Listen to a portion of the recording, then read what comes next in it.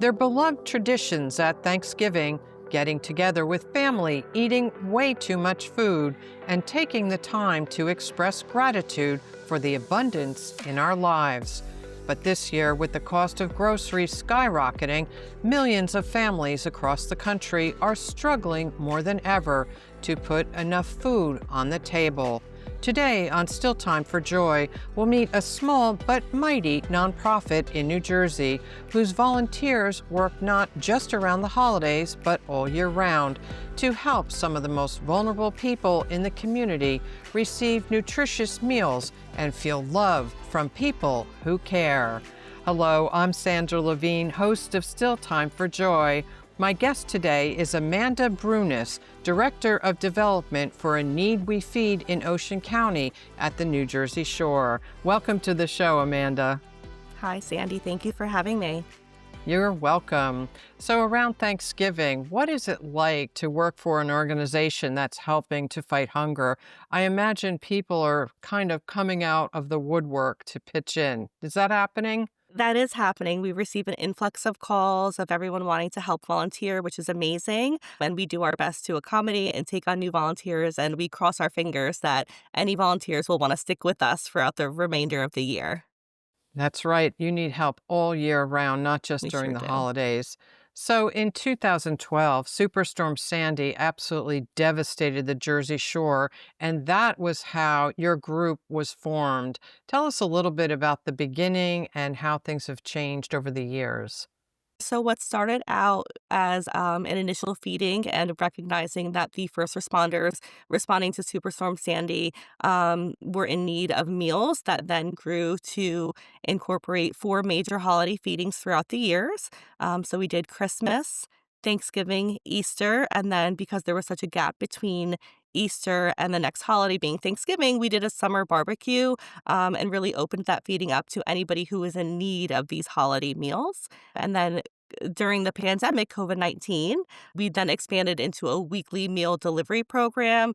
There were many people who were homebound and shut in and could not leave their homes, and we recognized that need. We received funding from the NJEDA that allowed us to establish restaurant partners and support small businesses, purchasing these meals from them, and our amazing team of volunteers would then deliver them to our clients' homes. So how does that exactly work? And you said you got a grant from the Economic Development Authority, but how does the whole process work? Sure. So we have maintained these wonderful relationships with these local restaurants. Some really great ones like Jersey Mike's, Bubba Coos Burritos, Coronado's Kitchen, Ryan's Catering, and most recently we've been working with the Cookie Lady Cafe in Point Pleasant. We'll order a bulk amount of meals from these restaurants and they'll be individually packaged. We'll have a volunteer who will pick them up and drive them over to the Toms River Elks Lodge, who allows us to use their space every Wednesday, which is amazing. Our team of volunteers meet over there and then unbox these meals, which are individually packaged, and put them into bags that are labeled, have the addresses, amount of meals that each client and household is receiving, and then our volunteers will go out from there and deliver these meals to their clients' homes. We often hear the term food insecurity. What exactly does that mean? To us, food insecurity means our clients who do not have the resources or the food or the money to purchase food and ensure that they have meals every night on their table. A lot of our clients are facing these hardships, especially with the recent government shutdown and the SNAP pause. Our clients were not able to purchase the things that they need to ensure that their families fed best. So what kind of stories do you hear from the people you're serving? What are some of the factors besides what you've just mentioned that contribute to them not having enough nutritious food for their families? Sure. Many of our clients are seniors and veterans who are on a fixed income, whether they're receiving VA benefits, Social Security, SNAP benefits, and their income is not going to change. So, what they have for the month, they have to stretch to pay their rent, to pay their utilities, and that leaves a small amount left for food. So, knowing that we can provide them this one nourishing meal once a week is something that a lot of our clients look forward to. Also, we have many clients who are homebound or simply don't have transportation. That is one of the questions that we ask as we're taking on new clients. So we're aware that many of our clients don't have resources to go food shopping. And the cost of living in New Jersey already is so high. And then with food prices rising, I'm sure that the need is also rising. How do people qualify to participate in your program? Clients must meet the federal guidelines for poverty. Additionally, we do not accept clients who are receiving meals throughout the week from other meal providing programs like Meals on Wheels or Mom's Meals. Our clients are reserved for those who do not meet eligibility for those programs. And your slogan is delivering more than a hot meal. So this is something that's a little unique. I know Meals on Wheels also delivers, but a lot of programs are pantries or soup kitchens where people come to the location. But your program actually goes out and brings meals to people.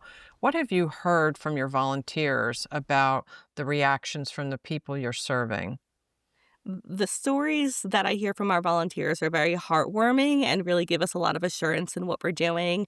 Many of our clients wait at the door for their volunteer, knowing what time they'll be there. They want to make sure they're saying thank you. And if I can share, we have this one gentleman who was a veteran and gave us a call last Thanksgiving as we were all joined together and getting ready to do our meal preparation on Thanksgiving morning. And he left a message just thanking our organization and noted we have a really wonderful mother and daughter duo team of volunteers. So the daughter is a high school student and she delivers meals with her mother every Wednesday.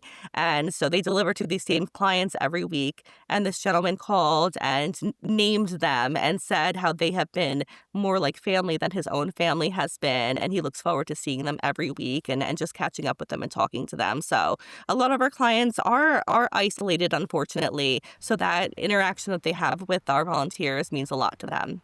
In one case, we have a client who reached out to us and she wanted to feel like she had something to give back to us.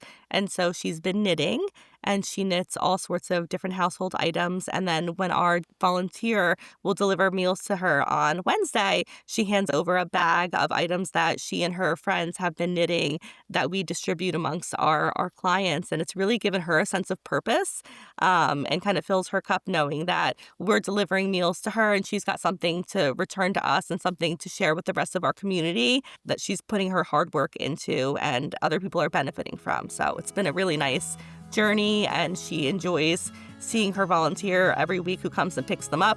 They've established a very nice friendship and a really great rapport. I know on Thanksgiving you put in a lot of extra effort to make the meal special for your families, and also a lot of people gather at a location to put the meals together. Yeah. How does that make you feel when you've participated on actual Thanksgiving Day in helping those who may not have a meal otherwise? It really gives me a sense of purpose. The last couple of years, I'm able to take my children with me on Thanksgiving morning, and a lot of our board members and volunteers will have their families come as well. And it really fills our cup, knowing that we are able to provide meals to everybody throughout the entire year, seeing it on Thanksgiving, a day that we have so much to be thankful for. And knowing that we can personally contribute to making sure that individuals who might not otherwise have these warm Thanksgiving meals, it's very gratifying for us and seeing the fruits of our labor kind of come out on that day. And it's very humbling to know that, we're able to do that for them. And I know in addition to your work as development director, you also once in a while go out and deliver meals yourself. What does it mean to you? I love it. I'm in a position where I get to speak to our clients on a quarterly basis when we're doing check-ins, and I get to hear their stories and how much this means to them. So then to be able to go out and deliver to them when it's needed for me to do so, it means a lot. And to see the gratification on their face and how appreciative they are for our program. And I know people seeing this are going to want to try to help your organization, and there are several ways people can get involved. I know you're looking for additional restaurant partners. Of course, you could always use monetary donations and more volunteers. So please tell us specifically in each of those three ways, how can people get involved? Sure. So all donations help assist our weekly meal delivery program and keep us running. Restaurant partners are always needed. And additionally, volunteers are always needed. We have a great team of volunteers, some of which go on vacations together and have formed wonderful friendships together, truly. It's something amazing. And we are always in need of volunteers to help us deliver our meals on Wednesday afternoons. So what is your website for anybody who wants to read more about you? Sure. It's at www.aneedwefeed.org. Amanda Brunis, Director of Development for A Need We Feed at Ocean County at the Jersey Shore. Thank you so much for the important work your organization is doing for the community, and thank you for being on the show today. Thank you so much for having me, Sandy.